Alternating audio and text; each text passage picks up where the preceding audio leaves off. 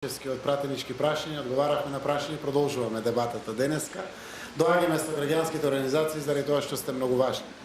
Сите веројатно сте свесни каква историска улога одигравте и свесни сте дека сега нема назад. Без граѓанските организации повеќе Македонија никогаш не може да оди напред, но истовремено сега следува и оврската.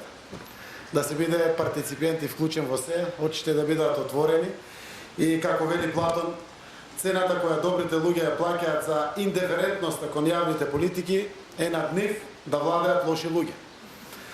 Тоа значи добри луѓе, почитувани присутни, почитувани граѓански активисти, представници на невладиниот сектор, представници на Македонскиот центар за меѓународна соработка, почитувани представници на Civica Mobilitas, на Швајцарската агенција за развој и соработка, на Шведскиот институт за јавна администрација.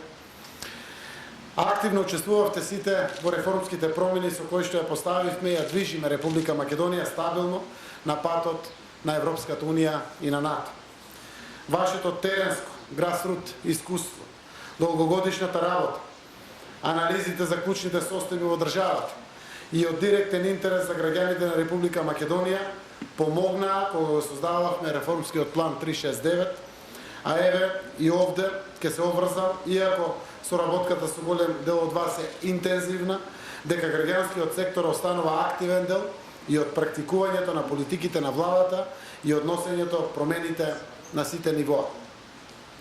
Постигната е свест дека навладиниот сектор и граѓанските организации се една од најважните алки меѓу граѓаните и системот. Зошто? Затоа што ни се неопходни сите можни и надворешни и внатрешни механизми со кои што промените се воопшто можни.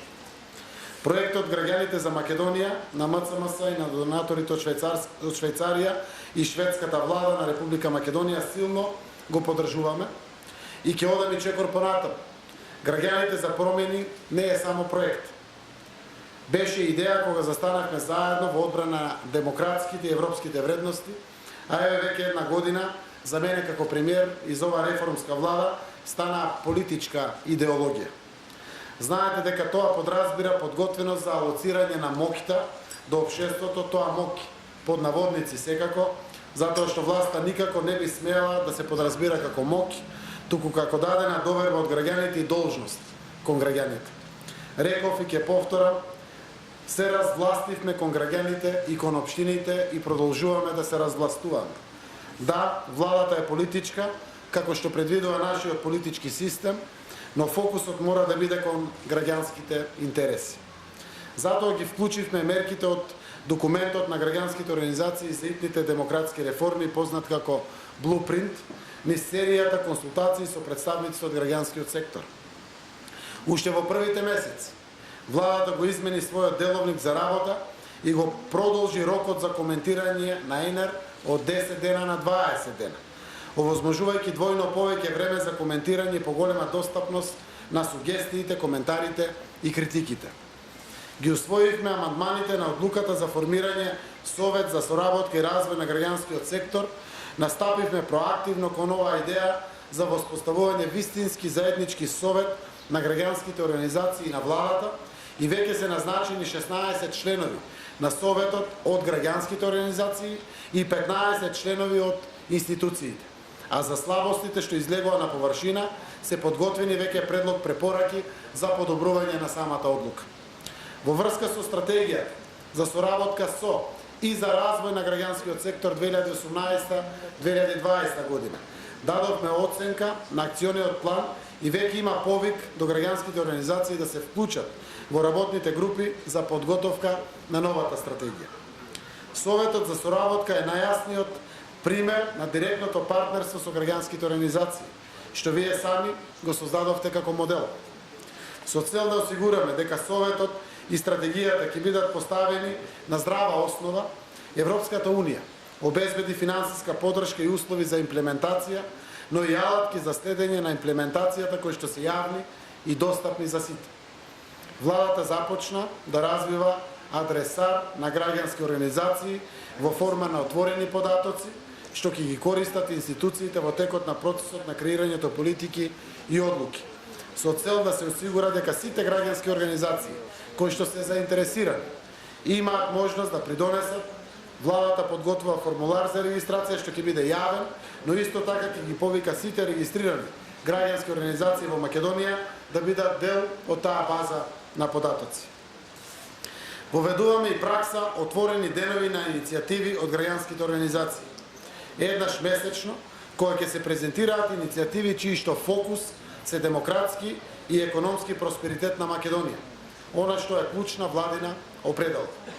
Го заокружуваме според последните информации датумот за првиот состанок некаде на почетокот на јуни.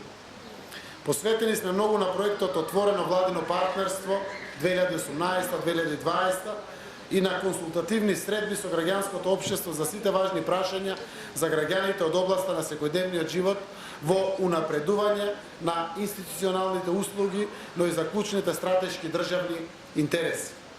Во интерес на процесот, треба да се биде внимателен околу информациите за разговорите што течат околу спорот што ги кочи нашите евроатлантски интеграции.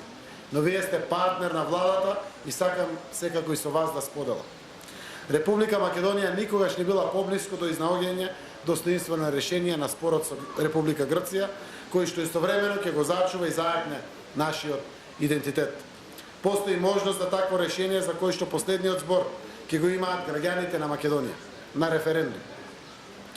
Покажав лидерство во тешкиот проект Вистината за Македонија, дадовте и доверба и поддршка затоа што бев веројатно искрен со вас и соработував отворено и принципиелно. Сите процеси што следуваа понатаму, во кои што чекоревме заедно, се наш заеднички успех.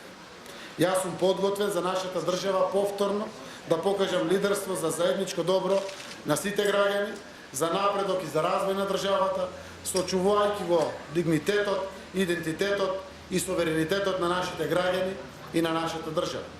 И ве повикувам да учествувате, да се приклучите во овие историски моменти повторно, заедно да ја обезбедиме едината на државата и да се ослободиме од спорот, од каменот што повеќе од 25 години ја влечеше Македонија како тек надолу.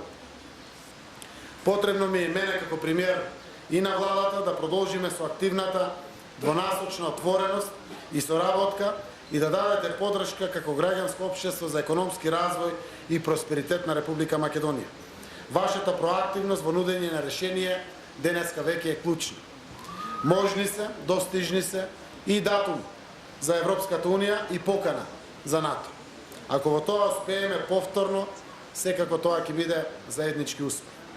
Граѓаните за промени, ви благодарам што ја препознавте должноста, прво како достоинствени граѓани на оваа држава, а потоа и како организации што придонесувате во обезбедувањето светла иднина за нашата заедничка Република Македонија. Продолжуваме заедно.